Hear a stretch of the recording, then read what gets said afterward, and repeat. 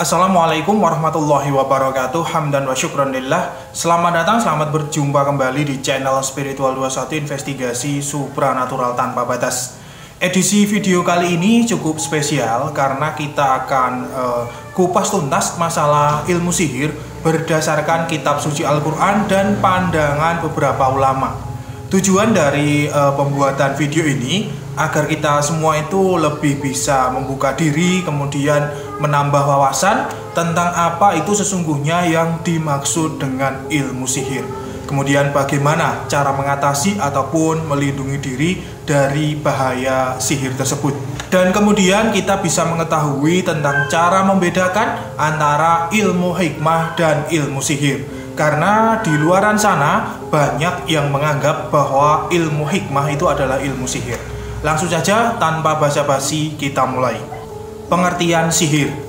Istilah sihir sendiri itu aslinya diserap dari bahasa Arab, yaitu as-sihr atau as-sihru, di mana maknanya itu adalah segala sesuatu yang penyebabnya itu terlihat samar, membuat khayal seseorang kepada sesuatu yang bukan sebenarnya.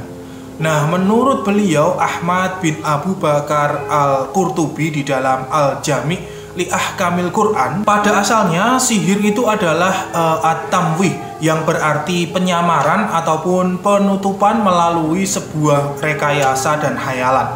Sebagaimana fata morgana di tempat tertentu yang dilihat seseorang dari kejauhan itu kemudian terbayang-bayang seolah-olah itu ada air di tempat tersebut. Kalau kita buka di KBBI itu sihir adalah perbuatan ajaib yang dilakukan dengan pesona dan kekuatan gaib, yaitu guna-guna, mantra, dan lainnya, atau juga berarti ilmu tentang penggunaan kekuatan gaib. Kemudian sebagian para ulama itu membagi sihir menjadi beberapa macam. Yang pertama adalah sihir al-Kaldaniyin wa al-Kasdaniyin, yaitu sekelompok kaum di zaman dulu yang mana mereka itu menyembah bintang. Mereka menjadikan bintang itu sebagai Tuhan penguasa alam semesta. Sehingga dengan adanya bintang tersebut, maka semua rahasia kehidupan, semua masa depan itu bisa diketahui oleh mereka. Mereka, kaum Kaldan ataupun Kasdan, biasa kita sebut seperti itu, tidak mengenal adanya Tuhan yang sesungguhnya, Tuhan yang Maha Esa. Maka dari itu Allah mengutus yang mana beliau Nabi Ibrahim alaihissalam untuk meluruskan pemahaman mereka bahwa ada suatu kekuatan besar yang menciptakan berbagai benda-benda langit tersebut, sehingga bisa membentuk pola-pola khusus yang bisa dipelajari. Kekuatan itu adalah Allah, Tuhan semesta alam. Menurut beberapa literatur mereka itu menyembah salah satu bintang yang disebut dengan bintang Syi'ra. Mereka taunya bintang itulah yang disebut dengan Tuhan karena wujudnya yang menyala indah dan posisinya itu di atas bumi. Maklum di zaman itu pola pikir manusia itu tentu masih sangat primitif. Sehingga Allah utus Nabi Ibrahim untuk mengubah pola pikir mereka sedikit demi sedikit untuk mengenal Tuhan. Berbeda kalau di zaman sekarang kita itu sudah punya pola pikir yang lurus, di mana kita sudah diberi pencerahan dengan diturunkannya sebuah mukjizat, yaitu kitab suci Al-Quran yang memuat banyak sekali ilmu-ilmu pengetahuan yang ada di dunia ini maupun pengetahuan-pengetahuan kelak kita nanti sesudah kita wafat. Kita sudah tidak lagi menyembah bintang seperti kaum Kaldan ataupun Kasdan tersebut. Namun kita belajar ilmu perbintangan, yaitu biasa disebut ilmu falak, ilmu nujum, ilmu astrologi ataupun astronomi. Karena memang itu adalah ilmu pengetahuan yang diberikan Allah kepada seluruh umat manusia yang ada di dunia ini. Jadi beda antara pemahaman kita ilmu perbintangan di zaman sekarang dan ilmu perbintangan di zaman dulu, di masa suku Kaldan tersebut. Wasakhkhara lakumul laila wan nahara wasyamsa wal qamara wan nujumu musakhkharatum bi amri.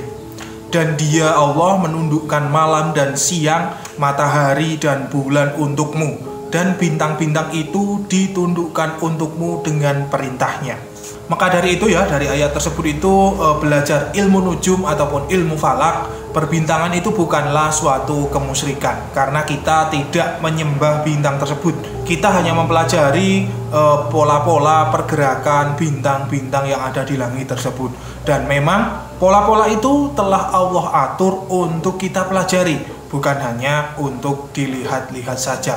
Nah, maka dari itu timbullah ilmu-ilmu astrologi, astronomi yang dipelopori oleh para ulama, terutama para ulama ahli hikmah yaitu Abu Ma'syar al-Falaki. Yang kedua adalah sihir arwah. Sihir arwah itu adalah suatu bentuk ritual meminta kekuatan bukan kepada Allah, tetapi itu meminta kekuatan kepada para arwah ataupun biasa disebut para roh penghuni bumi, alias jin ataupun kita sebut dengan setan. Inilah ya yang dilakukan ya, ritual yang dilakukan oleh mereka spiritualis ataupun para dukun dengan menggadaikan keimanannya kepada para jin ataupun para setan tersebut. Mereka itu akan mendapatkan kekuatan yang sangat besar sekali, namun ya tentu harus memenuhi syarat dari sosok jin ataupun roh ataupun entitas gaib yang disembah itu. Bahkan kalau kita bilang itu kekuatannya hampir setara ya dengan mukjizatnya para nabi Allah. Karena memang setan dikaruniai kekuatan gaib yang memang cukup besar. Mereka para penyembah setan atau yang bersekutu dengan setan atau jin tersebut, mereka itu bisa memperoleh kekayaan dalam sekejap, kemudian punya kesaktian membunuh orang dari jarak jauh alias santet, kemudian bisa menundukkan wanita dalam sekejap, lalu bisa menghilang dan lain sebagainya. Pokoknya kekuatan-kekuatan khawarikul adah, kekuatan di luar adat kebiasaan manusia. Semua yang ditawarkan para jin, para setan tersebut adalah bersifat kesenangan duniawi saja pemirsa. Disinilah banyak orang tertarik dan mereka itu menyimpang dari ajaran Tuhan, ajaran Allah. Karena menurut mereka kalau mengandalkan kekuatan Tuhan itu terasa sangat lama. Sudah berdoa tetapi tidak kunjung diberi kekayaan. Tetapi kalau berdoa dengan jin ataupun setan, maka tak perlu menunggu waktu lama, asal siap dengan syarat-syaratnya. Sihir arwah ini tersebar di hampir semua negara, tidak hanya di Indonesia saja. Di benua-benua Eropa pun itu sebenarnya cukup banyak. Bahkan malah lebih besar komunitasnya dibandingkan dengan Indonesia itu sendiri. Sebagai contoh, ada salah satu komunitas satanik yang punya anggota dari berbagai belahan dunia. Dan mereka juga punya kitab suci sebagai pedoman hidup mereka. Mereka, para satanik community itu yang masih memegang tradisi, maka mereka itu masih melakukan yang namanya ritual-ritual sihir arwah. Namun, ada juga kelompok satanis yang sudah meninggalkan ritual-ritual tersebut. Mereka lebih cenderung ateis, tetapi mereka tetap menggunakan simbol-simbol setan dalam berkampanye sebagai bentuk protes terhadap tatanan dunia yang tidak ada keadilan bagi mereka. Dalam melakukan ritual sihir arwah ini, para pelakunya itu harus siap tukar jiwa alias kontrak nyawa. Maksudnya kontrak nyawa yaitu nanti setelah tiba waktunya, maka roh dari si dukun ataupun spiritualis tersebut akan dijemput oleh para jin yang jadi sesembahannya dan dijadikan budak ataupun pekerja ataupun dijadikan apalah itu di alam jin sampai nanti tiba waktunya dijemput oleh malaikat yang bertugas mengambil nyawa. Yang ketiga adalah sihir tipuan mata. Sihir ini yang dilakukan oleh para pesulap. Mereka mengelabuhi pandangan seseorang itu dengan melakukan trik kecepatan tangan maupun dengan gimmick alat-alat tertentu, sehingga orang-orang itu menjadi kagum dan terheran-heran. Namun sebenarnya pemirsa, di balik itu mereka itu hanya melakukan tipu daya. Ada sebagian ulama yang berpendapat ya, dulu itu di zaman Nabi Musa yang dilakukan oleh para tukang sihir itu adalah sihir jenis ini, jenis tipuan mata ini. Mereka, para penyihir itu menggunakan berbagai trik sulap. Nah, di Indonesia sendiri para pesulap itu disebut dengan istilah atau terkenal dengan istilah magician. Tetapi sebenarnya mereka itu tidak percaya dengan yang namanya magic itu sendiri. Karena semua yang dilakukannya itu dengan murni trik berdasarkan penelitian, analisa pengetahuan saintifik. Semua dibungkus seakan-akan itu merupakan sebuah kesaktian gaib ataupun kemampuan di luar akal manusia. Bahkan kemungkinan besar seorang pesulap itu cenderung ke arah ateis, namun tidak semuanya ya, tetapi ini cenderungnya ke arah ateis karena pemikiran mereka harus masuk logika ya, semua itu harus masuk logika. Padahal kalau kita tahu semua agama itu pasti terdapat hal-hal gaib, samar yang tidak bisa masuk logika. Contohnya di dalam Al-Quran ada kisah Ashabul Kahfi yang tidur selama kurang lebih 300 tahun. Tentu saja hal itu tidak masuk logika sama sekali. Karena maksimalnya atau minimalnya orang itu tidur mungkin 8-10 jam setiap hari. Tidak mungkin sampai tidur selama 300 tahun. Kalau dilogikakan secara saintifik, pasti orang tersebut itu sudah meninggal dunia, sudah sangat tua, mengalami penuaan ya. Kemudian lagi ada yang namanya Isra Mi'raj, yaitu Nabi Muhammad pergi ke langit ke-7 ya. Itu tentu saja kalau menurut logika itu juga tidak bisa ya, tidak nyambung. Beliau itu naik apa ke sana karena zaman dulu juga nggak ada yang namanya kendaraan pesawat seperti sekarang ini. Yang keempat adalah sihir dengan tanaman. Sihir ini ya dilakukan dengan memanfaatkan khasiat suatu tanaman tertentu pemirsa. Misalnya dengan makan tumbuhan tertentu, seseorang itu bisa menjadi berhalusinasi seakan-akan berada di tempat yang sangat indah bersama para wanita-wanita cantik. Kemudian di sana itu dilayani oleh para pelayan dengan menyajikan berbagai minuman ataupun makanan yang indah-indah pokoknya. Kemudian ada suatu tanaman yang memang akarnya apabila dilangkahi seseorang, maka orang itu bisa bingung ya, tidak tahu jalan, tidak tahu arah. Inilah yang terkenal atau disebut dengan akar mimang.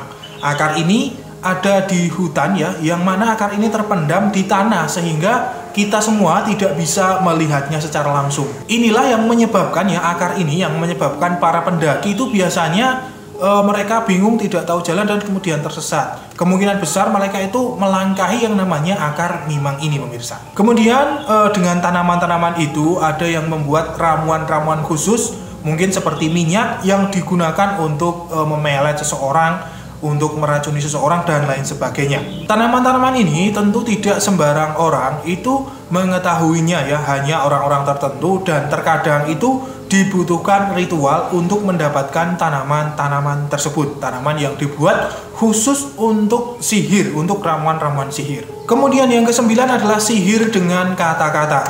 Sihir ini secara tidak disadari itu dilakukan oleh kebanyakan orang di sekitar kita, yaitu yang namanya adu domba, fitnah, dan namimah. Mereka menggunakan kata-kata untuk mempengaruhi seseorang sehingga orang yang dipengaruhi tersebut secara alam bawah sadar itu mereka percaya. Sihir jenis ini tentu banyak kita temui ya di sekitar lingkungan kita ya, mungkin tetangga-tetangga kita ataupun bahkan saudara-saudara kita. Paling banyak mereka itu para ibu-ibu ataupun emak-emak yang sering melakukannya. Namun juga tidak menutup kemungkinan itu juga banyak dari kalangan bapak-bapak ataupun para lelaki. Kemudian termasuk juga di dalamnya adalah hipnotis, yang mana merupakan sugesti dari kata-kata seseorang. Orang yang terhipnotis itu akan nurut dengan kata-kata orang yang menghipnotis tersebut. Apapun yang diperintah itu tentu akan dilakukannya. Seperti yang kita lihat ya di konten-konten hipnotis ataupun di televisi-televisi. Nah, pemirsa sekalian, sebenarnya penjabaran sihir ini sangatlah luas sekali. Tidak hanya itu saja, namun itu tadi yang saya jelaskan itu mungkin sudah cukup untuk mewakili.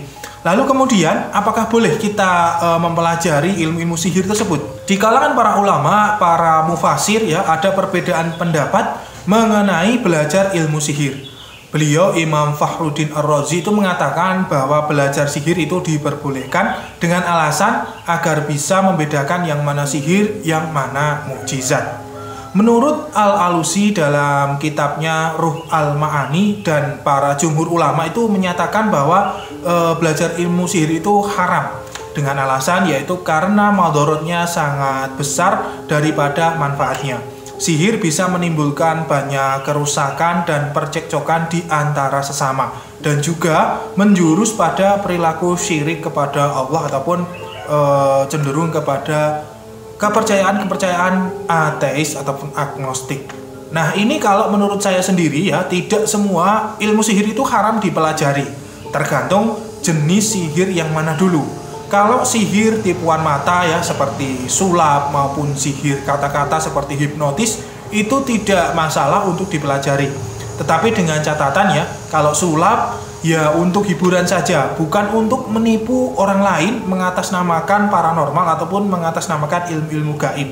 Kalau hipnotis itu bisa untuk terapi seseorang ya, yang dinamakan kalau kita kenal itu hipnoterapi. Kemudian untuk meningkatkan pembeli dalam berjualan dan lain sebagainya.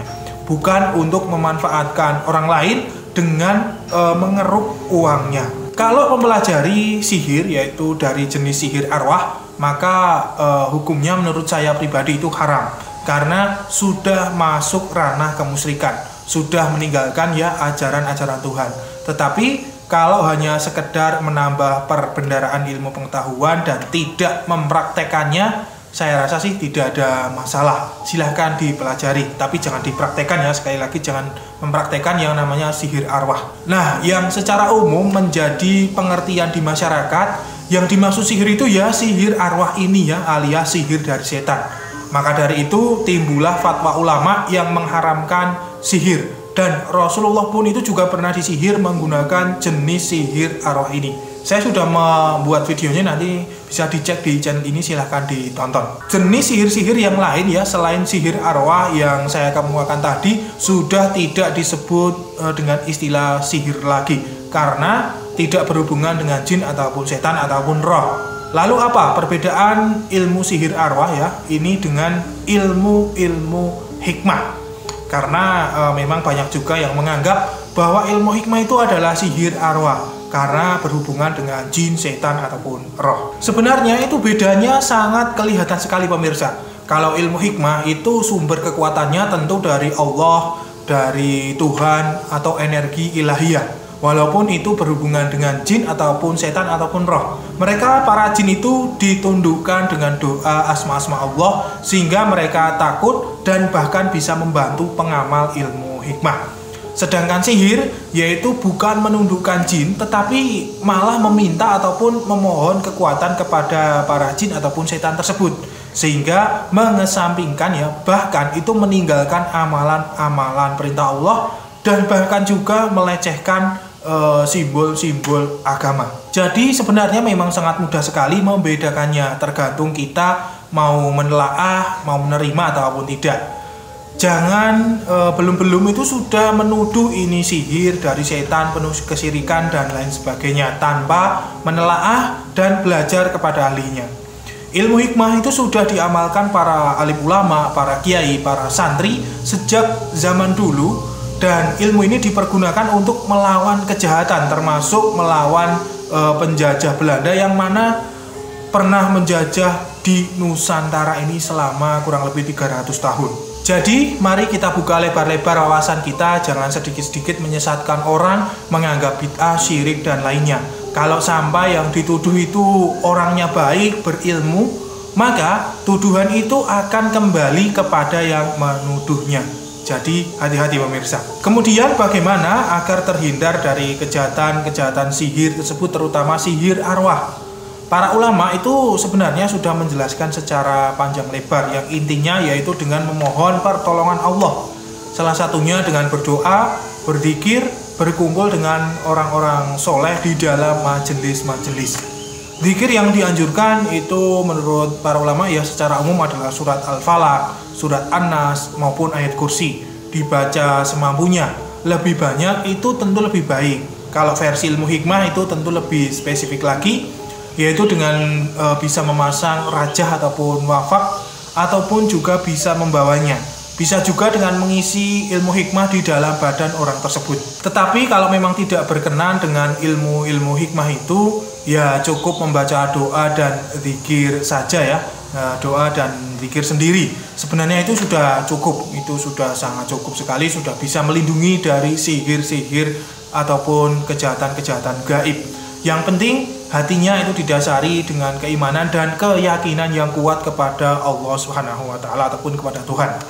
Namun kalau memang Anda dirasa butuh pegangan suatu ageman bisa menghubungi kami. Insya Allah semua benda azimat pegangan dari kami itu bukan suatu benda sihir, tetapi memang benda-benda yang telah melalui tahapan ritual khusus, ritual doa, ritual ruqyah ya, tanpa ada jin ataupun setan di dalamnya.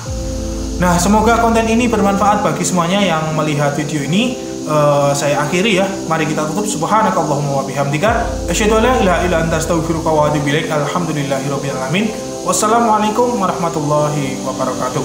Akan selalu ada misteri di dunia ini. Salam spiritual.